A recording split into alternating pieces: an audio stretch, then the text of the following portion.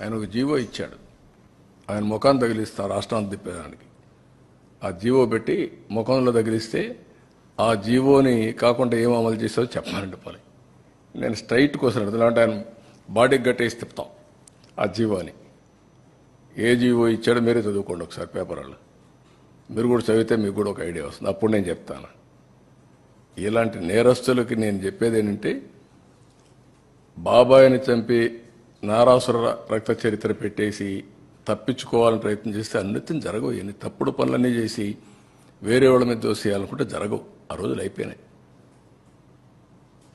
చెవికి కట్టి చూపిస్తాను ఊరంతా తిప్పి, పిచ్చి పిచ్చిగా అనుకుంటున్నా.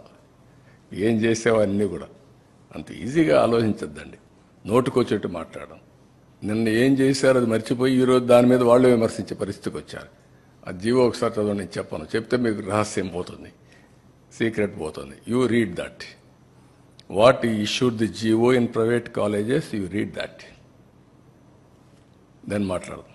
పబ్లిక్ లోకి పర్టికులర్ గా ప్రభుత్వం మీద ఒక నెగిటివ్ ప్రచారం నేను కాదా, నువ్వు చదువయ్యా, చదువు. నేనని కదా సార్, అంటే ప్రభుత్వం పైన మీరు కష్టకాలంలో క్రైసిస్ నుంచి నేనేమంటానంటే, అంత ఇరిటేట్ అయిపోవాల్సిన పనిలే వీళ్ళ గురించి.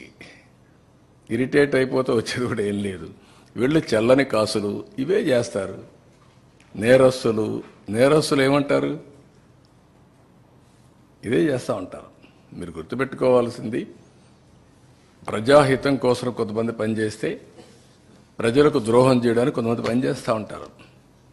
ఇప్పుడు కాదు, కలియుగంలో కాదు, త్రేతాయుగంలో కూడా చూసాం, ద్వాపరయుగంలో కూడా చూసాం.